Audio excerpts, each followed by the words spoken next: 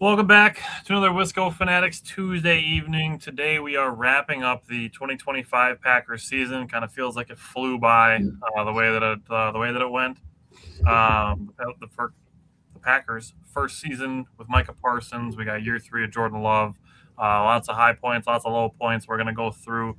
Each of us have 3 plays from the season, 3 moments from the season that really affect our conclusions and our takeaways for what the 2026 offseason should hold. So we're going to go through that. That's how we're going to end our year. And with that as well, after this episode, Jake and I are going to continue on our own.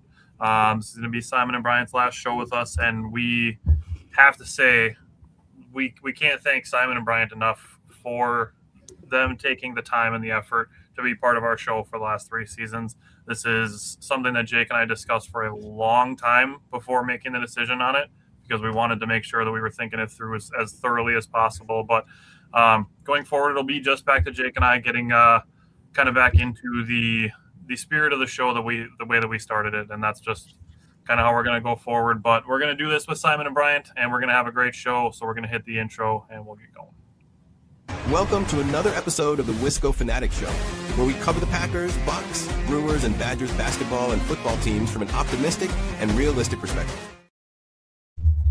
Alrighty, so 4 guys, 3 plays each, 3 moments each. We're going to have 12 plays/moments from the 2025 season.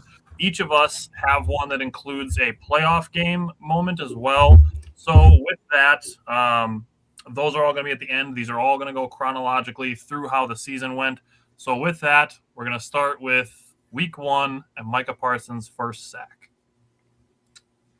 Yeah, so I believe this was my first pick. The reason that I picked this, and we're going through plays to talk about, highs and lows, like Tyler said, and talk about some big-time moments. And Micah Parsons' first sack, he literally just looked like a lion chasing down his food. And it wasn't the peak for me, but just the what could this defense turn into? Because it was the first game. He was supposed to be on a snap count. He had a bad back coming in. That was all the reports. And, the Packers have been trying to get over the hump on defense, and they needed to make a move to go get a guy. And, this was supposed to be the Reggie White, for Jordan Love, what Brett Favre had, or the Charles Woodson that Aaron Rodgers had. And this was just a really, really fun moment, a really great moment. I remember hugging my kids afterwards, like, oh my freaking God, Micah Parsons is on this team. Like, I still remember, and this is rare for, men. It's rare for men to kind of remember feelings, like in moments. But like, I remember the feeling I had when they traded for Micah Parsons. Like, I remember how happy I was. I almost crashed my car, my new car that I got. And I almost took out like 20 other people behind me because I was so excited. I could not believe that I was reading. I was like, Micah Parsons trade causes 20-card pile up on Wisconsin Broadway. On 441, I'm like, holy shit, dude, what is going on? Is this real, bro? And it was just, it was a magical moment, man. And I'm excited for Micah Parsons Part 2 in 2026. I think it's even more accelerated by the fact that we've seen huge players going out in recent memory. Like we saw Aaron Rodgers traded and Devontae Adams traded out of Green Bay. So seeing a huge name traded into Green Bay, I think made it just even more like fuel to the fire. Yeah. All right. Jumping into the offensive line play against the Bears. Simon, what did you take away from that? You're still muted, bud. You're still muted. No. Or he just unplugged his microphone completely. He wasn't going to hear nothing about that keyboard this week, buddy. I hear you. All right. Yeah. I don't know why it goes out like that sometimes. But it's funny you mentioned that, Jake, because I was thinking about that earlier. Like, it's funny how fast the season flew by. And, like, as soon as that dropped, I called Brian. I was like, bro, let's go. I don't know if I had heard it yet or not. And I think I was at work when Simon called me, actually.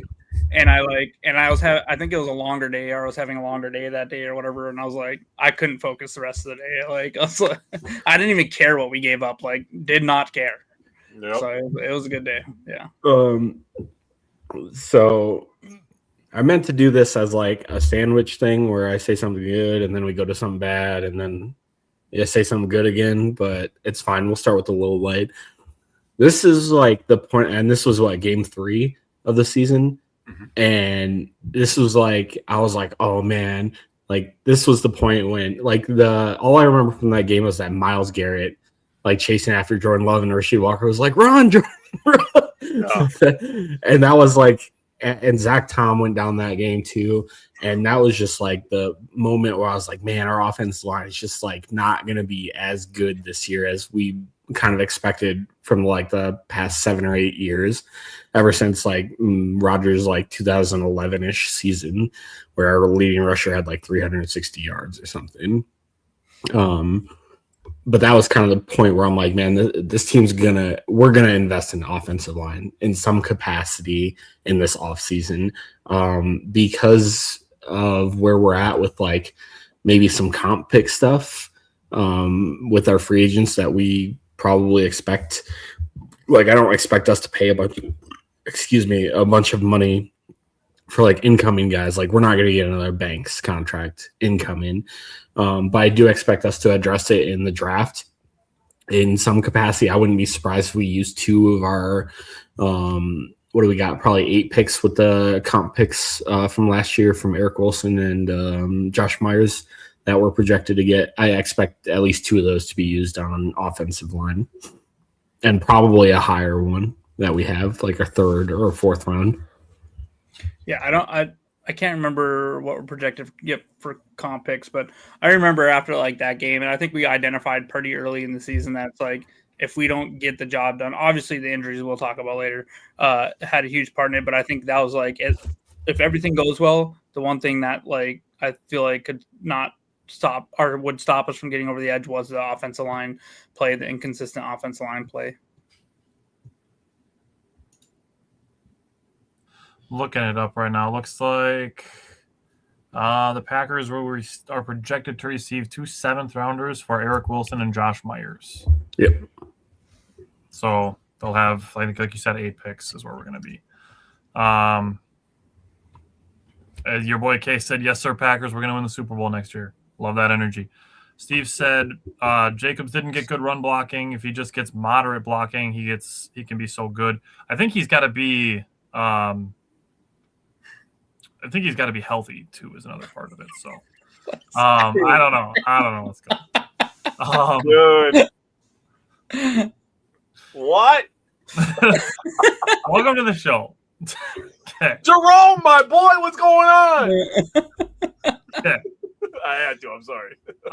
So that's where we're at with comp picks. Anything else you wanted to say on that, Simon, from that game?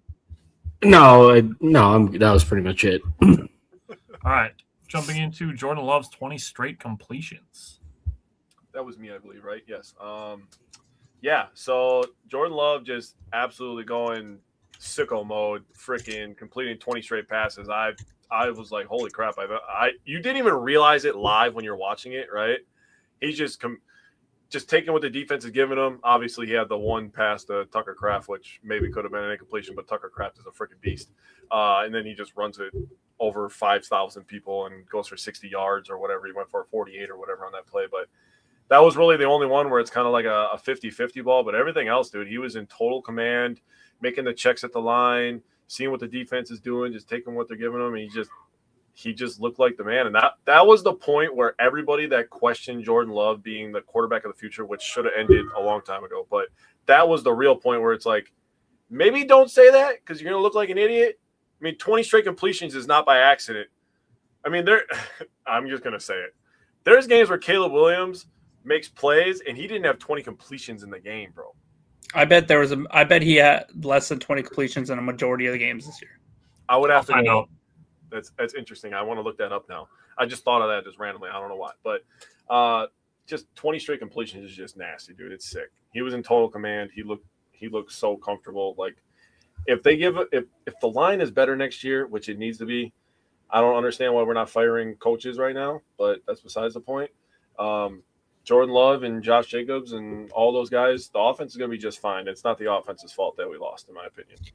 I saw something like a bold prediction that we would bring in Tyler Lindenbaum, but it's like, how do we afford him? I would love it. How do you afford him? His market value on Spot Track is like $19.9 million. Yeah. I have other offensive linemen that I've been researching for for a free agency show that we'll do probably in early March. But and the thing is, looking at Caleb Williams' game log, he completed 20 or more passes 7 times. So he had 20 passes or fewer in all but 4 of his games. He had 25 twice, 22, 21, 3 20s, and then all of the rest of them were under 20 completions. For completions, yeah. Yeah. Damn. So more than half. I figured it was something like that. That's crazy, actually. Yeah, more than half of his games he had under 20 completions. Wow. Yep. Okay. I'll also say this real quick about the center thing and the offense line and the running game. I will say, even with us drafting in the second round, a lot of the times centers, like even the best one in the draft, will fall into the second round. So yeah, that's something you could definitely grab in that position. We got Corey Lindsey in the 4th or 5th round. I was going to say, a lot of times, unless it's like what you would call a generational center prospect, a guy like Jackson Powers Johnson, even he fell into the second round. And we all were like, yo, this guy is really, really good.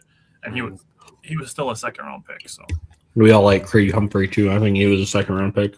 He was. Yep. All righty. So my first play/takeaway is Tucker Kraft's ACL tear, and it's not a fun thing to talk about because it's such a bummer part of the season. But to me, it really highlighted the fact that the Packers need to put another tight end in the room. I think Musgrave and Wiley can stay here for 2026, but I think they need to be tight ends number 3 and 4. Max Ray said Packers Kingdom will be back. Absolutely. After the Panthers game, which is the game that Tucker Kraft got hurt in, the Packers got 28 receptions from Luke Musgrave, Fitzpatrick, and Josh Wiley, and then 1 from Drake Dabney, which came in the last game of the season.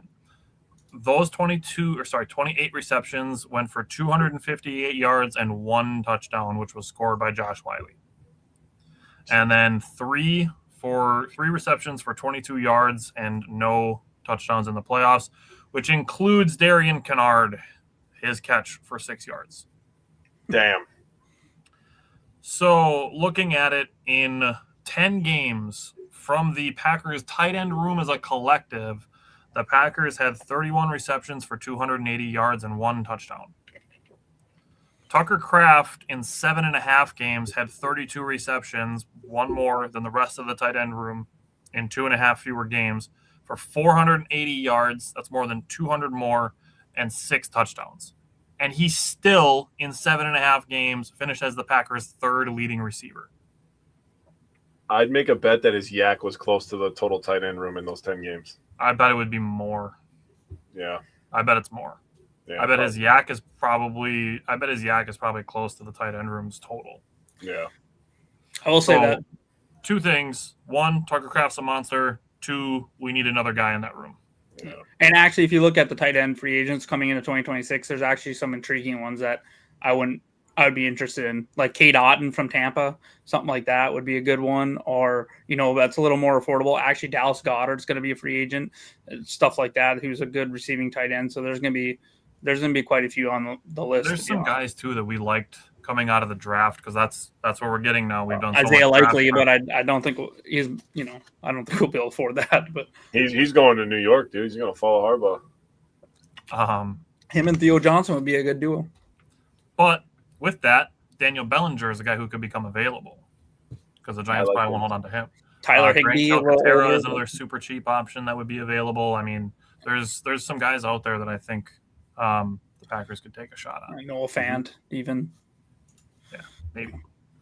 Alrighty, Simon's first one is Evan Williams getting a run stop on Thanksgiving against Jahmyr Gibbs. Yeah. Do you guys know who our highest rated PFF run defender was? I'm going to guess Evan Williams. It was Evan Williams.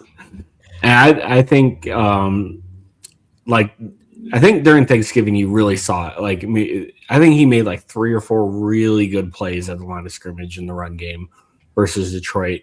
And then you start looking back, and Evan Williams had 7 plays this year where he had a tackle for no gain or at the line of scrimmage. And that's pretty damn good for a guy that plays not really in the box a ton. Like you see him flying down from the secondary. I think that just kind of he was just like a really underrated part of this defense where like he's not a guy that's going to get a bunch of national highlight reel stuff, but like you can see him as like a key piece of this defense going forward. And I think he's really solidified himself in that spot next to Xavier McKinney this year. Well, that's what kind of drove me a little crazy at the beginning of the year. It's like I feel like they're really trying to force Hobbs onto the field, so Bullard and Williams wasn't getting quite as many snaps. And I'm like, this why? That it goes back to sometimes I feel like they sign someone so they feel like they're just going to force them out there, and it just doesn't make sense to me. Yeah, Steve said the way that Evan Williams gets downhill is so special. That was a great pick by Brian Gutekunst to nail that one. So, all right, so the second of two super crucial ACL tears was unfortunately Micah Parsons, but yeah, this was mine, and I remember. My reaction in our chat was our season's over, and hindsight's 2020, right? But I guess it wasn't technically over, but it was kind of over. I mean, we have like we had the one game where we had a few sacks against the Vikings or whatever, but pretty much before then or after that injury, we had nothing. We didn't get nothing from Rashawn Gary. Elviana had a couple nice plays. He did have the strip sack in the playoffs, so kudos to him. But I felt like, the defense died a little bit when when Micah Parsons went out, and you could just see the effectiveness, the inability of the secondary reared its ugly head because they could no longer, just cover for 2 seconds and then be like, okay, well, if they don't get the ball out of their hands, then Micah's going to get them anyway. Just the way he came into this team and changed our team. I mean, he still leads us in sacks by 3 sacks or whatever at the end of the year, 4 sacks at the end of the year. And he didn't play the last several games. So just that ACL, I feel like the energy probably left the locker room to a certain degree. I feel like the energy left the fan base, certainly. And we didn't win a game after that either. So, I mean, for me, I feel like this is the football gods just kicking us in the shin over and over and over again for whatever reason. And it was unfortunate, but I love his attitude and his drive to get back, and I think he's going to come back better next year. I love the fact that he called some people out, not by name, but he basically said people need to be better conditioned to be ready to roll. I love that. So I feel like if he's going to go out and say that, I feel like he's going to be fully ready. Yeah, and I think he's the kind of guy that's going to lead by example and stuff like that as well. Mm-hmm. All right, so Brian's going to back-to-back kicks to the nuts. Yeah, so I didn't know we were doing this in chronological order either, so my bad. But once again, and this doesn't even include the missed field goals, it's just another time that our special teams has completely and utterly let us down. I get it that Romeo Dobbs has good hands, but I don't think he's the best hand.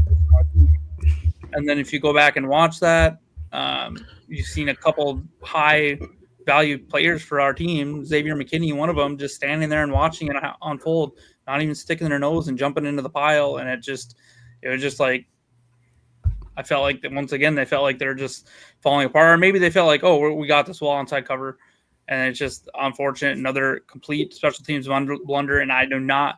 And the fact that Rich Bisaccia, I'll say this now, the fact that Rich Bisaccia has not been fired yet, I don't think it's happening. I don't think it's happening. I think he's going to be back next year.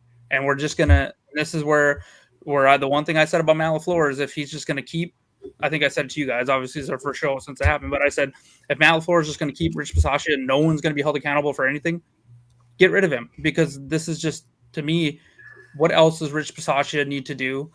And I get it. He's not on the field recovering the onside kick. But those guys need to be ready. He needs to be either going to the table and be like, Matt, we're having blunders because you're not letting us practice it. Or maybe he's saying, nope, we're ready to go. And that's not the case.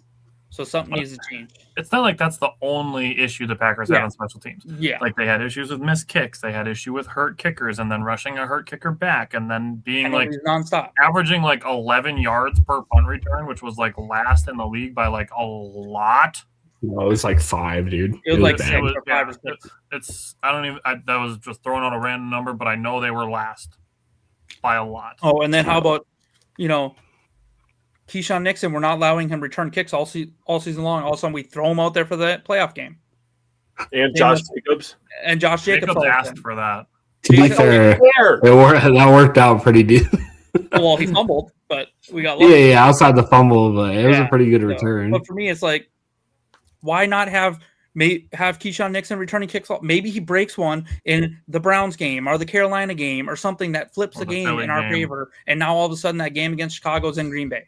I said it when we lost to Chicago. I thought everything was still in front of us, and we completely crapped the bet against the Baltimore Ravens and the Vikings. I know we didn't really try against the Vikings, but I had a strong feeling that the Chicago Bears would not beat Detroit or San Francisco the way they were playing.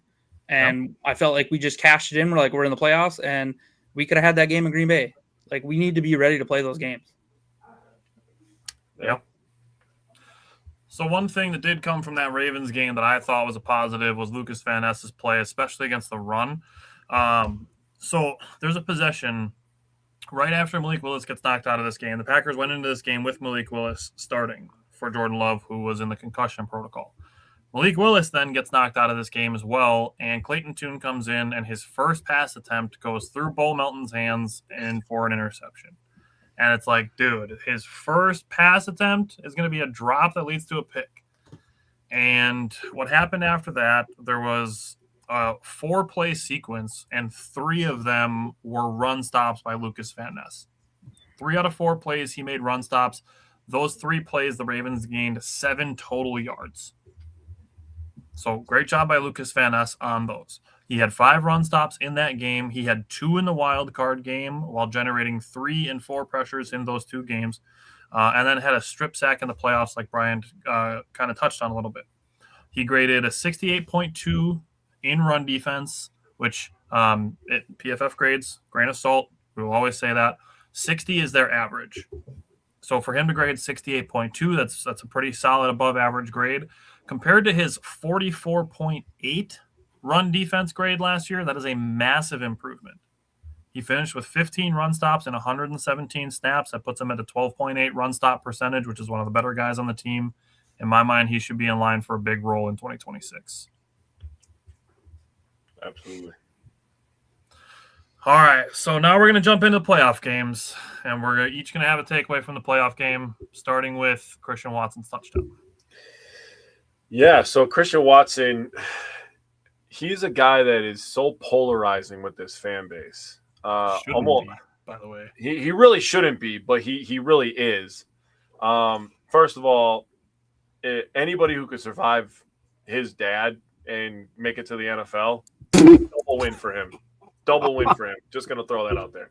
I really don't give a shit. I hope his dad sees this. Fuck that guy. Watson, though, he grew up a lot this year, man. That's one thing that I do give credit to LaFleur for is using him in different ways. It's not just, okay, run deep. He was running some in routes, some out routes. He's running some comebacks, double moves. He was absolutely cooking Jalen Johnson in that playoff game. Love just needed a little bit more time or to escape out to his right and let that thing fly. But Christian Watson's route running is impressive. He's an impressive athlete. And when he jumped over him, I was like, no, why'd you fumble? And then you saw how he fumbled and it barely touched the helmet. And I'm like, but him jumping over him, that was like our Jerome Simpson moment. Do you guys remember Jerome Simpson? Yep. The touchdown he had for the Bengals? That was like our Jerome Simpson moment.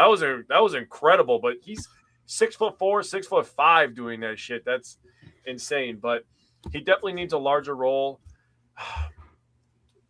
I'm just going to say, I love that we have the ability to spread the ball around. I love that it makes it harder for teams to game plan for us. But we have these guys who are just waiting for breakouts. And I would just like us to I want him to get 7 to 8 targets a game, guaranteed. 7 to 8 targets, just game plan that in there. That's the one problem I have with LaFleur is he doesn't game plan that stuff into the game. And that's the thing that I really wanted Mike McDaniel, but I don't know if anybody saw the report, but it sounds like he's going to be signing with the Los Angeles Chargers unless he has a change of heart, which really sucks. But I think that McDaniel would have been a guy that would have been like, okay, you need to be getting this guy at least 8 targets a game. This guy 6 targets a game. This guy 5. Now, if you fill the rest of that out, whatever. That's just the flow of the game. That's how it works, how the defense is guarding you. But Watson needs to be a guy where he's getting hyper-targeted, in my opinion. He's too damn big, too damn fast to not do that. Also, they ran a slant route with him against the Bears in the first game. which I was yelling. I felt like I was yelling on my TV every week for a slant route. Why don't we run slant routes? Why don't we run slant routes? Look at that. They run a slant route. He takes it to the house. Watson needs a bigger role. I don't know if anybody disagrees with that. No. Nobody should disagree. And the thing that I've always said about Christian Watson is when he's healthy, he's electric. I wish he would have made that catch. Like, I felt like he hit him in the hands. That would have been a tough catch. Yeah. But, man, we were like a foot away from winning that game. Yeah.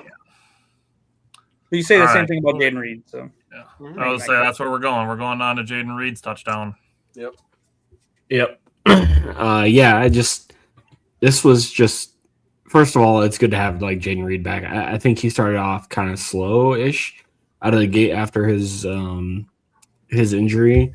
But I thought he played pretty decent down the stretch. Nothing crazy. I think they tried to get him involved early on when he came back, and then but he just like started off slow. But this is some of the reasons why I like Matt LaFleur and I like Jordan Love a lot, is because they'll see like little mismatches like this. Like Edmonds is not gonna cover Jaden Reed in any capacity ever. So just to be able to use him on like a slant fade, like Edmonds is that's never gonna happen in the history of ever. So just it's good to have Reed back.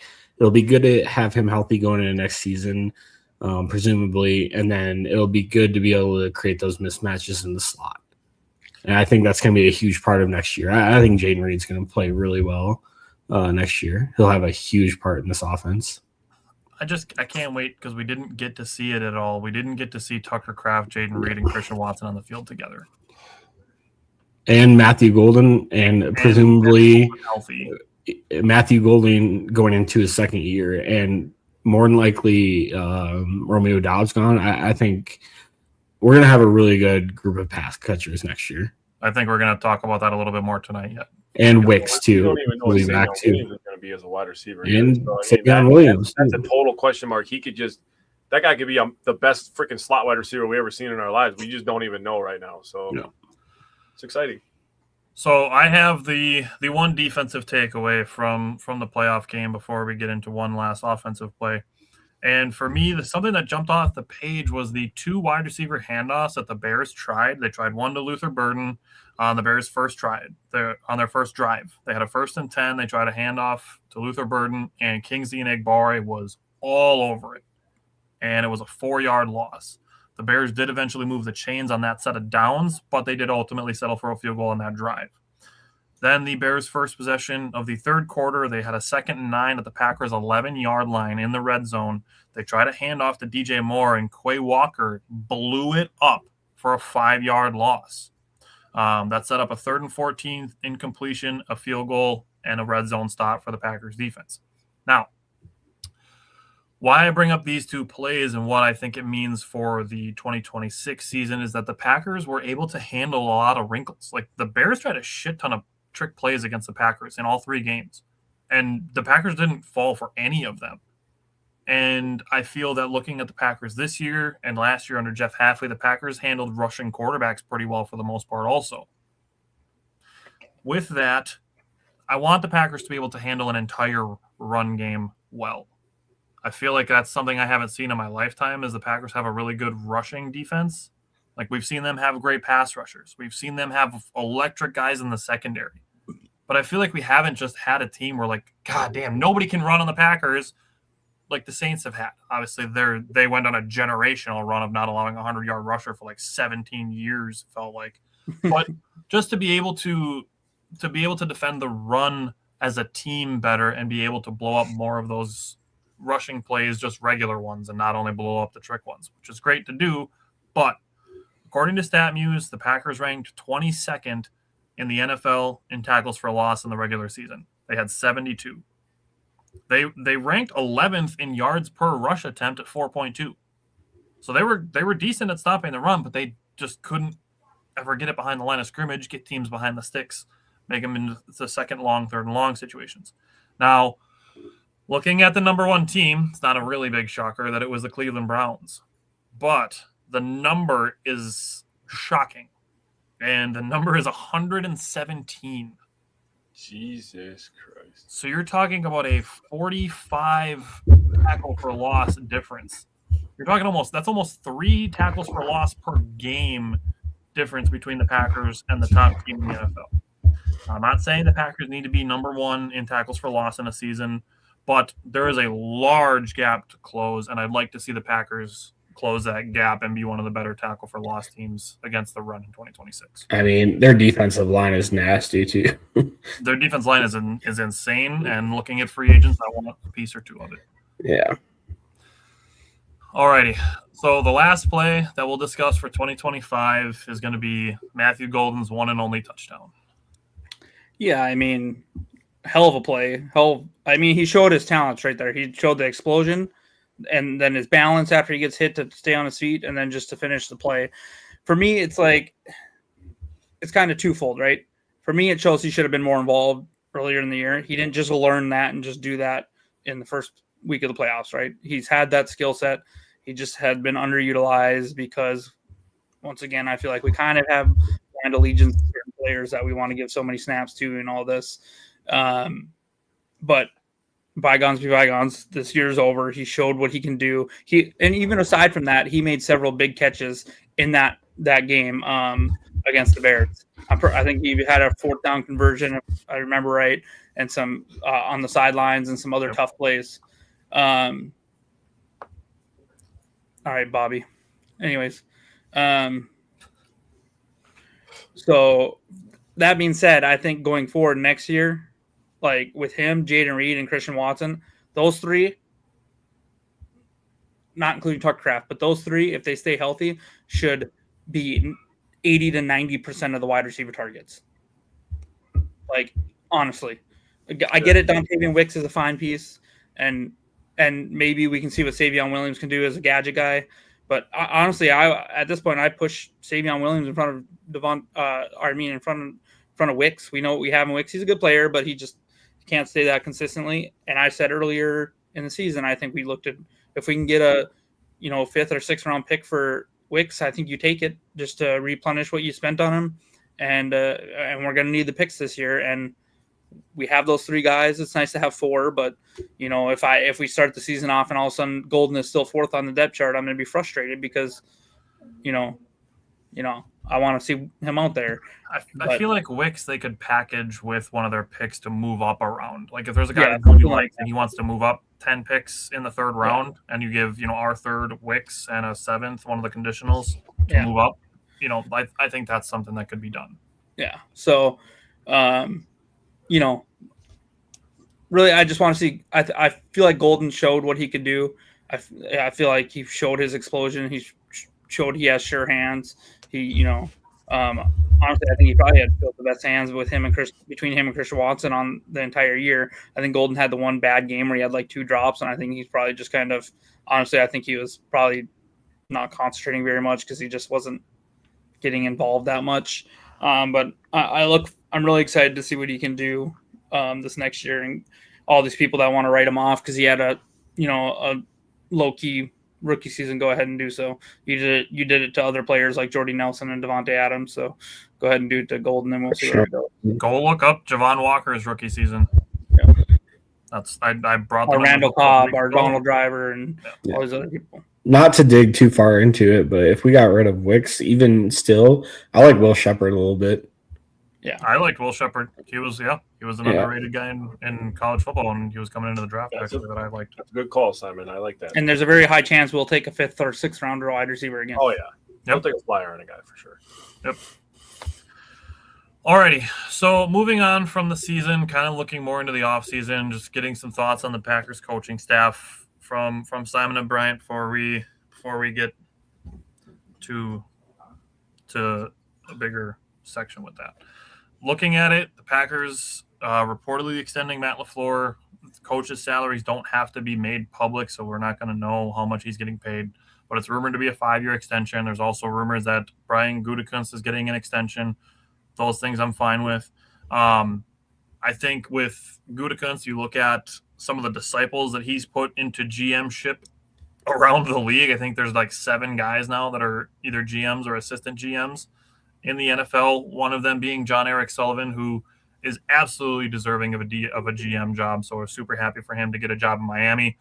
Once that happened, it was like, all right, kind of writing on the wall. Jeff Hafley very well might end up being the next coach of the Miami Dolphins. Now he is. Yep. So with that, let's start with just LaFleur and Gutekunst, and I'll let you guys each give your thoughts, and then we'll talk about where the Packers go from defensive coordinator after that. But Simon, I'll let you go first. What are you thinking with LaFleur and Gutekunst? Yeah, I don't have a problem with either of their extensions. I know people. I get the frustration. It seems like we're almost stuck in a way, but at the same time, like, we're in a spot where this team should be competing for a Super Bowl. Are you really going to sit there and fire your head coach and GM and start over in that aspect while we're in, like, a lot of players are in the prime of their careers right now, including, Jordan Love, and we also get Christian Watson back for another year. I just think it would be if we fired Matt LaFleur or Gutekunst, I think that would be like a failure in my opinion. I know a lot of people don't agree with that, but I like Matt LaFleur as a coach. I think though, like, if Rich Bisaccia comes back, I just don't get it. I really don't. I don't understand where he's at or why we think so highly of him. And a lot of times you'll sit here, you'll hear me say like, oh, like, players are just like, they're in a good spot to make the play. They're just not making it. And it's just, at some point you have to like kind of give up on a spot. We've been bad for special teams for so long, and we were all excited with the Bisaccia hire. It just doesn't seem like it's come to fruition. And so if I hang on to him, like, I can't really support that aspect of it. But I do like Matt LaFleur coming back. I think he's one of the better play callers in the NFL. He's really up there. I would be skirting on like top 5 with what he's able to do with the player injuries and where the offense stands year in and year out. So I have no issues with that. And Gutekunst, say what you want about like his draft picks and stuff. At the end of the day, drafting is only a singular part of being a GM. He's also brought in some low end guys that you never thought would be good. Campbell, Nixon, like guys you would never, like, street free agent guys that come in and help produce. And like that's an underrated aspect of what he is. And Micah Parsons coming in, Xavier McKinney, Josh Jacobs. Like, I know Banks wasn't like 100% this year, but he played some pretty good games this year for us. He didn't have a total failure of a season like some people think he did. And honestly, if you go look at Hobbs and his contract, they're pretty easy to move on from this year if they really wanted to, but next year for sure. And like, honestly, those are Hobbs, he had a couple of spots where he was like actually not bad. Yeah, he wasn't bad either. And I still appreciate him for jumping in front of the microphone and not letting people give Keyshawn Nixon a bunch of shit after the one Bears game. Yeah. That impressed me a little bit as a leadership aspect. So, like, say what you want about, like, Brian Gutekunst as a GM. I think he's done a hell of a job, and I think he doesn't get enough credit from our fan base just because of maybe some whiffs in the first round, which I get. But even those first round picks aren't like, they're not god awful. Like, they're not turning into all pros by any means, but they're definitely contributing to this team, and they're not playing like so bad that you just need them ripped off the team. And I mean, one of them we might talk about bringing back, honestly.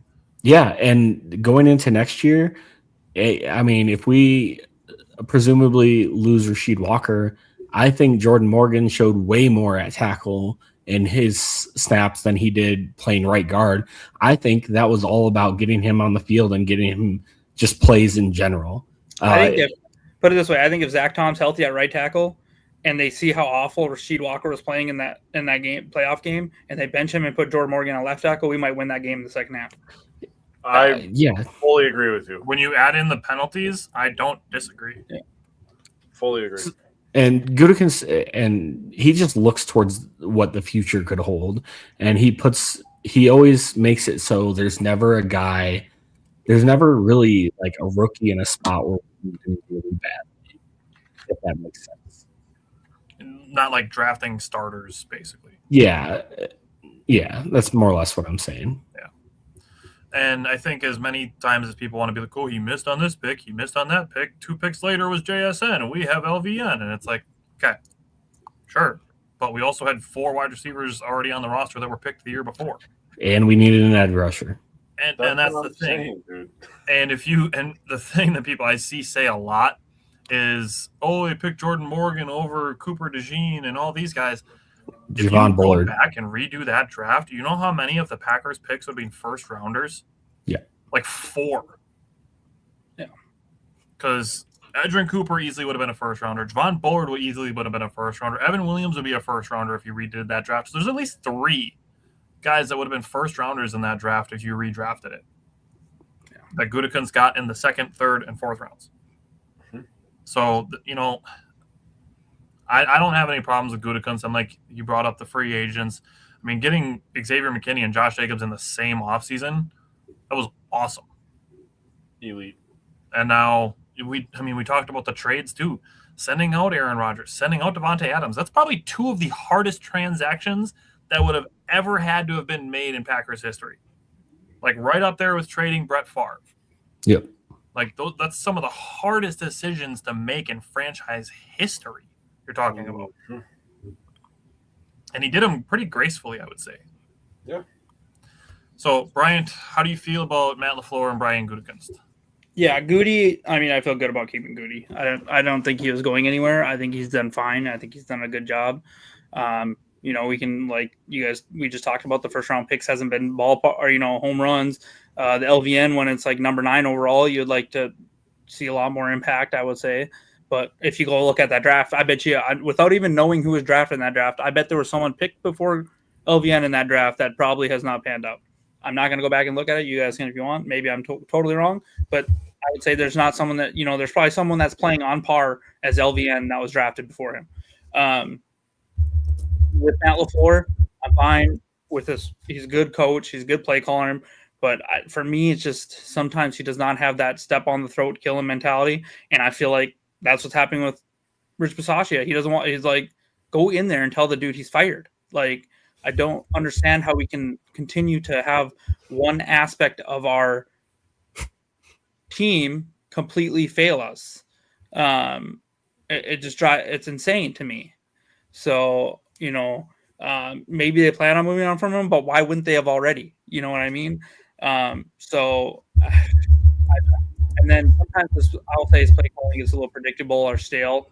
And then his use of timeouts is just he's got some work to do is the problem. He's a great play caller, but he definitely has flaws.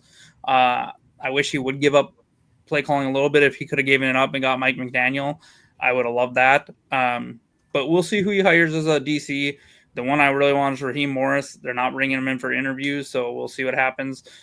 Sounds like they're bringing Jonathan Gannon in, who was a DC for Philly. I forgot about that part. I heard Arizona. I was like, ew. Yeah. But the fact that I got some numbers on some of the guys that they're interviewing, so that's why I figured I'd hold off on. Okay, I'll let you get into that. But for me, Matt LaFleur is fine, but it's just like I hope they pulled him aside and said, you need you need to be a little more of a hard ass, quite honestly. Like for Rich Bisaccia still to be running around the building, and for them even a couple of years ago make him like the assistant head coach or whatever they did with him. I'm just like, I don't get it.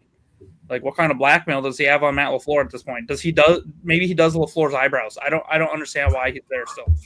The only thing that I can really say for Bisaccia is that players like him. That's really the only thing I think that he has going for him. Comments, Steve, Cody, we're going to get to those. Cody said, if we don't choose our staff in the first 24 hours of the offseason, we're doomed for 2026. True. Yeah, it doesn't have to be done today, but I mean, the sooner you can get it done, the sooner you can start prepping for stuff like free agency and the draft. So, Jake, thoughts on LaFleur and Gutekunst? Real quick, just on Gutekunst and the 2023 draft. Players picked before Lucas Van Ness obviously would be Bryce Young and C.J. Stroud. C.J. Stroud just threw 4 interceptions in half of a football game in the playoffs. Yep. Number 4 pick was Anthony Richardson. Paris Johnson was the number 6 pick. He has started 2 games. Tyree Wilson was the number 7 pick. Peter Skoronski's been okay, I would say. Yeah. But I mean, you're looking at Broderick Jones was the guy picked right after Lucas Van Ness, and the thing he's most known for is tackling Aaron Rodgers this year. I didn't look that up, and I knew just by the way that the NFL draft goes that would be the case. I mean, we have one guy that broke his eyeball with an exercise band after he got benched. Like, I think I'll take LVN over half them people. Yeah. So, it's and I think, like I said, I think he's going to improve still a lot. Yeah, and I think he improved a lot this year, even though he did spend a bunch of the season injured. So I think with him on the other side of Micah Parsons, after we do, unless Gary takes a big restructure, I just think he's gone. But do you think he's like a post-June? He has to be a post-June cut. Excuse me. They can still cut him and save a decent amount of money. Yeah, but it's not. It's pre-June. It's not. Yeah, I think even if they cut him before then, they'll just designate it as a post. Yeah. And Steve said the flashes from LVN are real too, for sure. Jake, thoughts on LaFleur and Gutekunst, Jake? Yeah, real quick. They'll probably bring back Enigbare too, so I like that. He'll probably be pretty cheap. So the edge should be pretty good. They got some depth. He should be pretty cheap, you would think. He's not going to demand up. I'm not saying someone's going to like break the bank for him, but letting him test free agency, I wouldn't be surprised if someone gave him a more lucrative offer than what Green Bay offers. Yeah, maybe Miami. I think he might fall. It might be a really shitty team that does it, but sure. Yeah, maybe. Sure. So, first order of business, I kind of talked myself into being okay with whatever they did with LaFleur was just going to have to be what happened, right? I talk all the time about what it means to be a fan, and if the Packers, I mean, they've just been churning out GMs, as Tyler said. They've been churning out franchise quarterbacks. That's not normal for anybody who is a Packers fan. If you don't watch other teams, pretty abnormal to just end up with a bunch of freaking franchise quarterbacks in a row.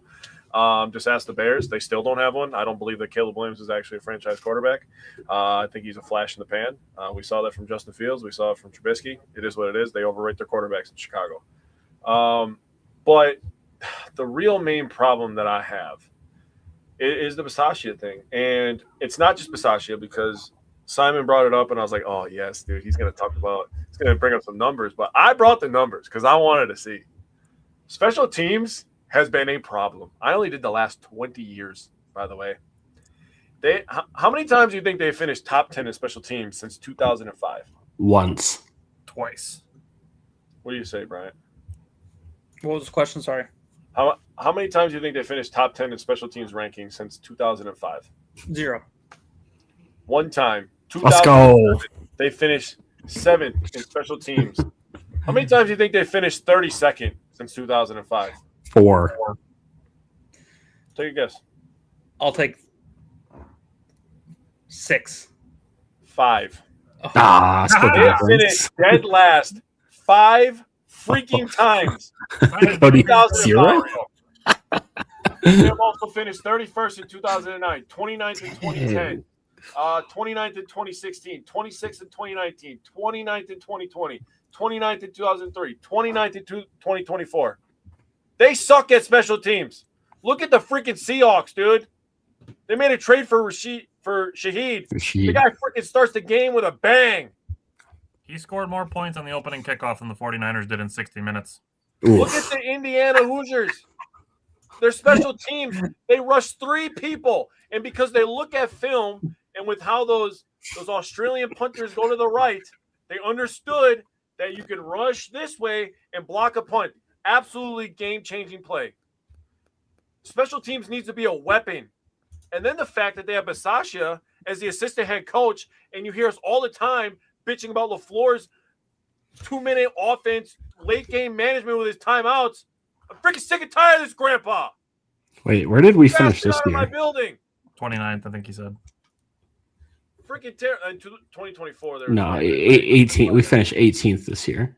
18th. Hey, all right, up and up. Okay, but in the big moments, we shit the bed. Yeah, no. I think the only saving grace was I think our kick coverage this year was pretty good. It was. I think due to guys like Neiman and you got those guys the color in the fucking lines. Get the fuck out of my building. I'm sick and tired of this son of a bitch. It's done for. He's done. If Matt doesn't have the sack to get rid of that guy, there's a problem. There's a major problem. Scott, I'll fire him myself if nobody else in the room wants it. Walk in there, you're fired. Who are you? Can't afford to lose yardage on every possession with poor returns. And honestly, the thing that really the nail in the coffin for me, like obviously the issues have been well laid out by the other three guys. The fact that almost every single time that the Packers are receiving a kick, whether it be a kickoff or a punt, that a yellow flag goes in the air, that is where I'm like, dude, that's coaching to me. Penalties to me is a coaching thing. Like, yes, there's times where guys are just, grabbing a D lineman for to avoid, letting a quarterback get smoked. But, I feel like penalties are a coaching thing. Do you want to guess how many penalties we had on special teams this year? All of them. Anyone? 69. 24. I was gonna say, okay. 24 penalties on special teams this year. Bro, that's over one a game. Just like Tyler was saying, every time we would return a kick, I would literally look at my TV and be like, all right, show me the flag. All right, we got the ball back. Let's go, boys. We ride. Let's go, Jordan. Come on. I shit you not, dude. Every time. Ridiculous.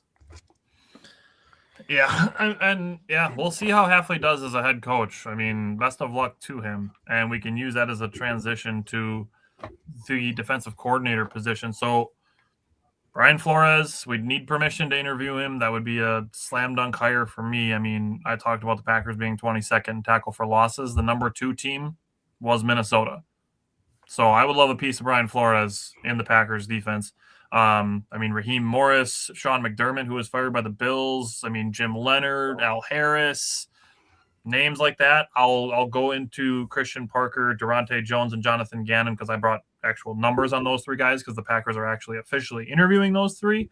But Bryant, I'll let you go first. What are you thinking for the Packers for DC?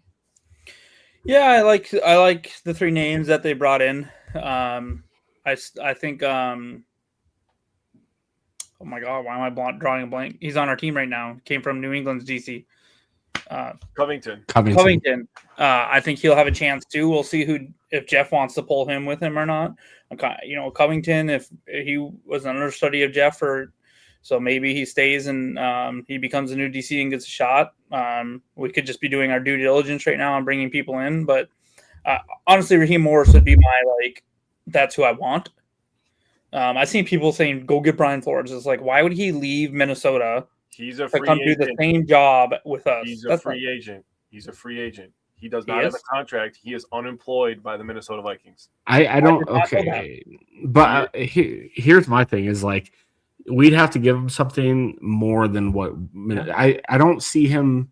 I know he's a free agent, but I don't see him leaving Minnesota for anything other than an upgrade. Why is he a free agent for one? Why haven't they extended him? They're trying to. It's an upgrade having a quarterback.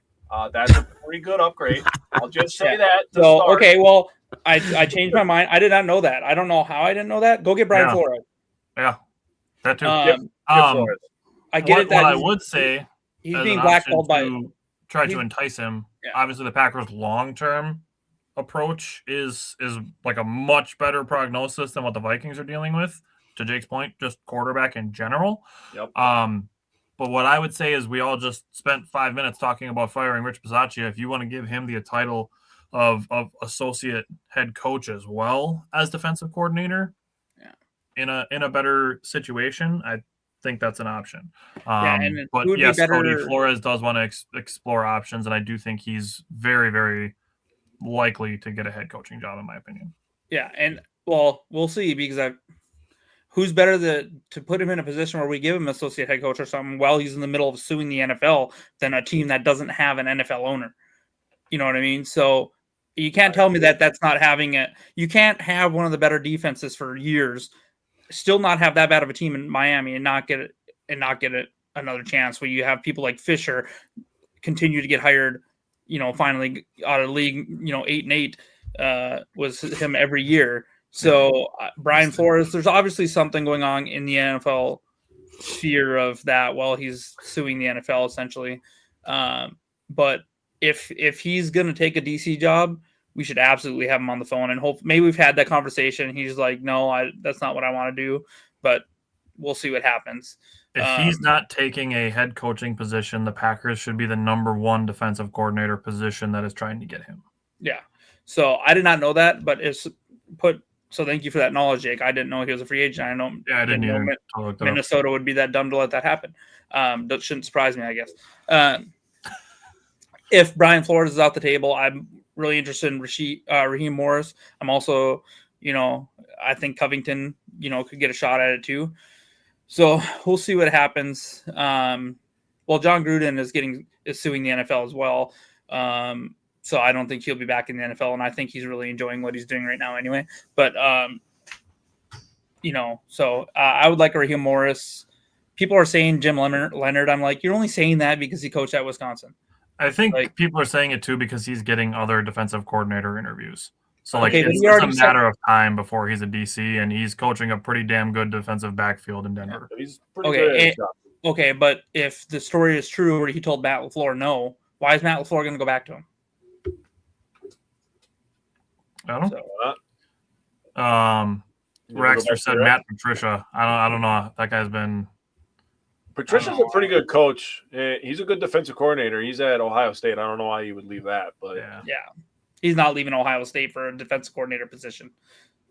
I mean, he's a defensive coordinator at Ohio State right now. Either way, he's not leaving. Yeah, I don't think he's leaving Ohio college State. Defensive coordinator position for one of the best in the nation to come coach at Green Bay, I don't think, or anywhere in the NFL in that same position. If it was a head coaching position, it would be a different story. So, Simon, is there anything you're thinking about the defensive coordinator position for the Packers? Yeah, so as much as I don't like retreads and stuff in the NFL when it comes to head coaches, I think it's a perfect hire to retread some of these guys back to coordinator positions. And you see some of the top NFL teams right now that have younger coaches. They also have a very experienced offense or defensive coordinator. And I think that's exactly the direction that we need to go. And so I like that they're interviewing a couple of the younger, defensive backs coaches or whatever have you from the Vikings or the Eagles or the passing coordinators or whatever.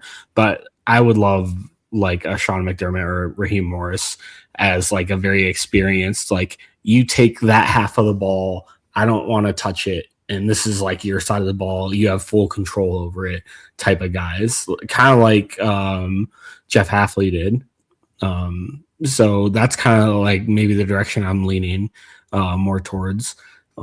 I would love Flores if that was ever a possibility. I think now is a great time to bring him in. But a couple of the other ones would be great hires too. Yeah, I like the idea. And Cody said the same thing. Leonard's done a very good job with the Broncos. However, I want a guy with NFL experience play calling a defensive coordinator. Was he not calling plays at Wisconsin or he means NFL? What? Hafley didn't have NFL experience calling plays in the NFL before he was hired. Oh, I get it. I think he's meeting a guy like Raheem Morris or Sean McDermott. What the hell has Raheem Morris done in his career besides get carried by the 2021 Rams, bro? Being dead serious. I mean, the Falcons' defense was decent last year. Yeah. For what they had, helps, but their fucking division is ass. First of all, just gonna say that. What between your quarterbacks? Even still, I don't know. I don't like that argument, but maybe that's just me.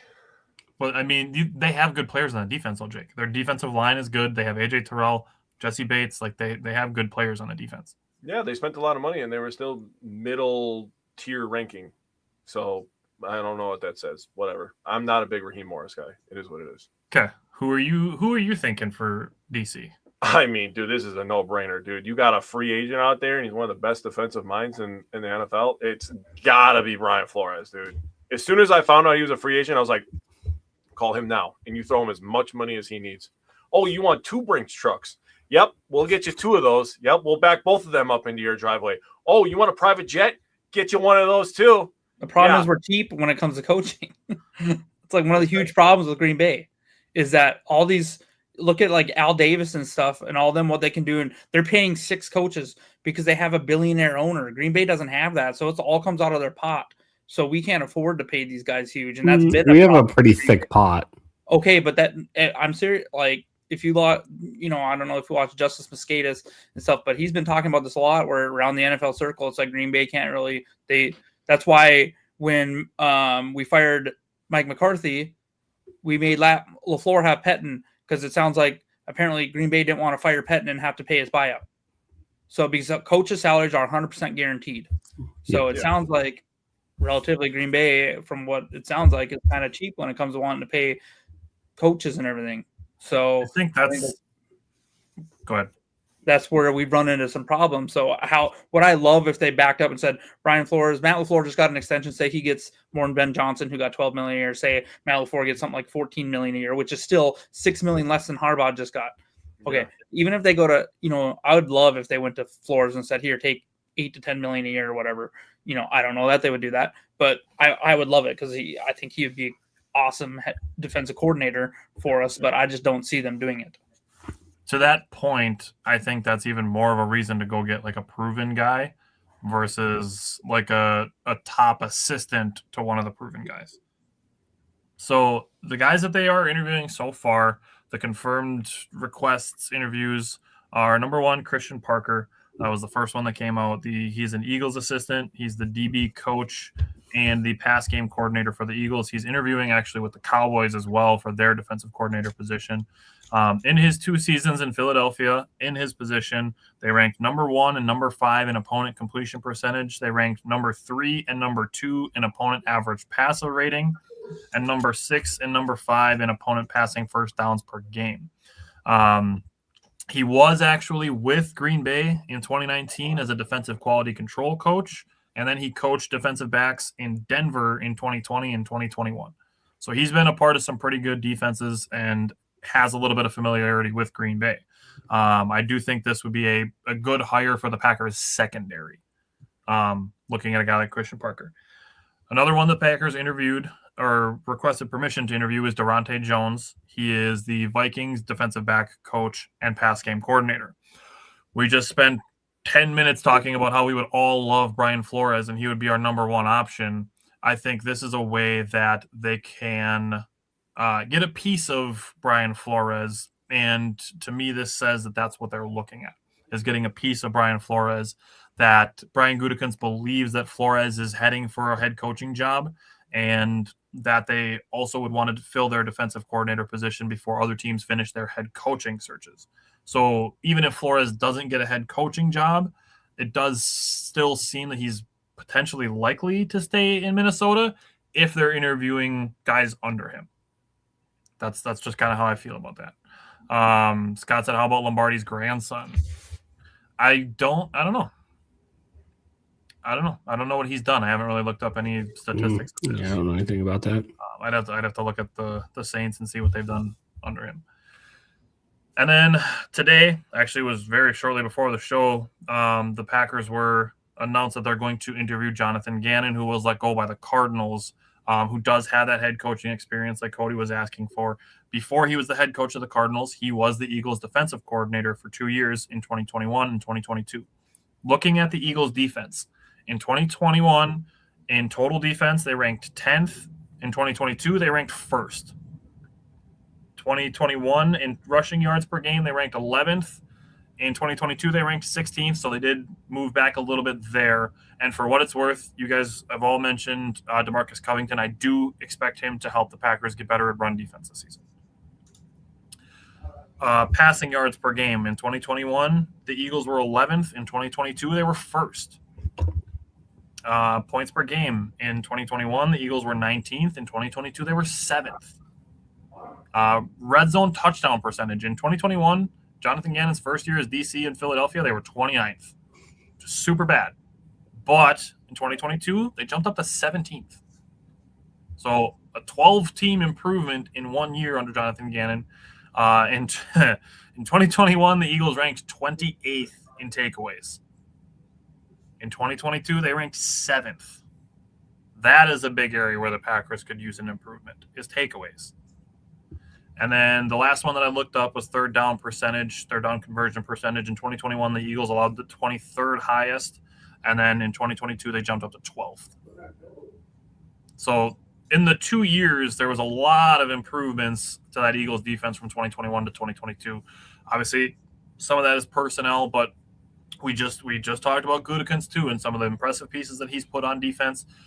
There's some players that need to be replaced, I think, like some of the guys are saying as well, and some opportunities to shore up some of the holes in the defense. And obviously getting healthy would be great as well. But I think those three guys are a good starting point for where the Packers are. So Scott says, that was Scott saying, how about Lombardi's grandson? Is there anything else you guys want to say on 2025, on the coaching staff, before we switch it up a little bit? Nope, not for where we're at right now. All righty. So we want to end tonight's show, and we want to thank Simon and Bryant. This is something that I still remember the phone calls that I gave to Simon and Bryant when they were on a different show that was a much shittier quality, and asked them to join ours. And like I said at the open, Jake and I, we did not take the decision likely to move on our own. But we want to thank Simon and Bryant for their contributions. Like, unfortunately, we never got to a point where we could pay Simon and Bryant to be part of our show. We would have loved that, loved having them be employees, and you know, Jake let me stay in his basement and save me money on a hotel job for us. But we can't thank you guys enough for spending your time and your effort going into the seasons, into the off seasons, and into the draft prep, which we get really heavy into. So knew that was coming. Still funny. But again, we can't thank you guys enough. And you guys are still going to be around. Like, we're still going to be in communication with you guys. But I want to thank you guys for not only being part of the show, but also becoming friends as well. I mean, we've hung out in person and went to the draft together. So had some good times with you guys as well. But it's not the last time that we're ever going to talk to you guys. And you guys have been very willing and forthwith that you guys are willing to fill in if Jake and I have to miss a show, if we're, sick or busy or whatever. Hey, Matthew, what's wrong with me? Can I just get some input here?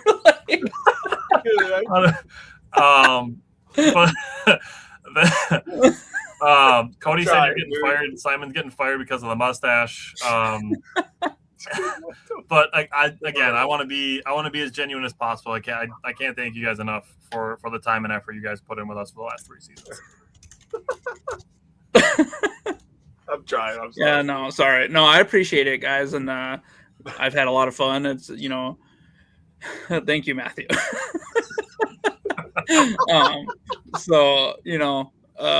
It's taught me a lot of to look into more things of football that I didn't look into.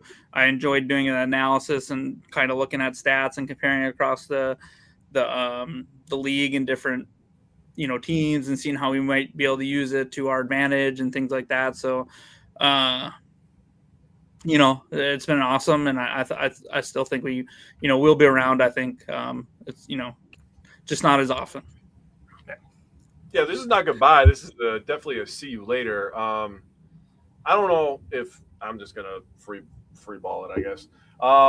Tyler and I, when we first started this, for anybody who's kind of interested in this, we were kind of thinking more of like a PTI kind of thing, like old school ESPN. Tyler and I talked about this a long time ago. Like, yes, you see me as an old man with gray in my beard and gray in my hair. That's why I usually wear a hat, because I don't need you to see all the gray that's on my hair. That's caused by my wonderful family that I love so much. I don't have that, just for the record. I definitely do. My family is definitely more stressful, but that was kind of the idea, is both of us bouncing ideas off each other. Now, I'm not saying that I didn't love this, because I did. This was definitely a hard decision. This is something that Tyler and I were, like you said, we were talking about for a long time, and I was like, I don't know. Like, I don't want to hurt anybody's feelings. Like, I really enjoy bouncing ideas off these guys. I enjoy like our game day banter, even if sometimes it frustrates me because I'm mad too and I want to throw things through my TV. I mean, it's just my bad. No. It's not just you. I mean, I'm not trying to throw anybody under the bus, but like the same can be said about Mike. Mikey, who joins us for Badgers games. Like every once in a while, like Mikey's like crashing out. I'm like, I need you to hold it together, bro, because mentally I got nothing going on positive up here right now. So I need everybody around me to hold it together right now. I need you guys to be strong for me, But we're definitely gonna invite them back on, and they're gonna join us for some other stuff later. It's just for the bulk of it, it's just gonna be Tyler and I. And we're just gonna carry the show like it was intended to be. Yeah, and there's definitely other changes coming. Like we're not just doing it to so Jake and I can be the only two talking heads on here. We're doing it because we're gonna add some other stuff to the show. When it comes to some production type stuff, we want to make it more of a production type thing. So that's what we're gonna be going for. Like Jake mentioned with PTI, like stuff like Around the Horn, the old school sports center. That's what kind of made us want to start this. So we want to kind of get back to that and get a little more true to the inspirations of the way we started the show and make it more of a production. So that's going to be our goal moving forward with the 2026 season. So again, thank you guys. Thank everybody for commenting. For those of you who are going to miss some of the guys more than others. But again, Simon, Bryant, thank you guys. And we appreciate you guys. Yeah, just real quick. I've obviously had a ton of fun doing this. It's nice to, because how do I say this without being kind of like a dick? It's nice to like make friends with people that also kind of speak your language in terms of like football and stuff too. Because I don't work with a lot of people that are into sports. So Bryant knows what I'm talking about. So it's cool that we can chat back and forth. I'm glad we became friends over this. It wasn't just like a, hey, come talk on our show. Like I feel like I can go to Wisconsin and we can hang out. And I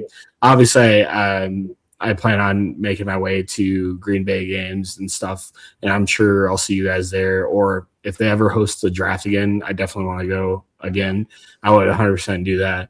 Or just go to a game or something. I can come hang out at your guys' place or whatever. So this has been fun, and obviously this isn't that real end. We're still gonna talk, and I still want to contribute to your guys' page and the shows and stuff. And Brian and I were bouncing ideas off of each other how we can kind of stay involved too. So this is fun, and I hope we can kind of make it on here again at some point, even if it's just like a small guest appearance or something. Call us up to the big leagues. Yeah, keep you guys. We're sending you guys down to AAA. For all the times that we said you guys are fired, it's official now. Yeah, I never said it. That was you. Once a week. Next week they're gonna announce that Mike Spofford's a full-time participant on the show. yeah, that's the next announcement coming soon. Yeah. All righty. Thanks again, Simon, Brian. Thanks again, everybody, for commenting on here. The next show that we're probably going to have on a Tuesday night is probably not going to be until early March when we start looking at free agency. So get a break on Tuesday nights for a while. But again, thanks everybody for commenting, and we'll see you when we start thinking about 2026. And thanks again, guys. Exactly. We'll be back when MLB has a salary cap. Go back.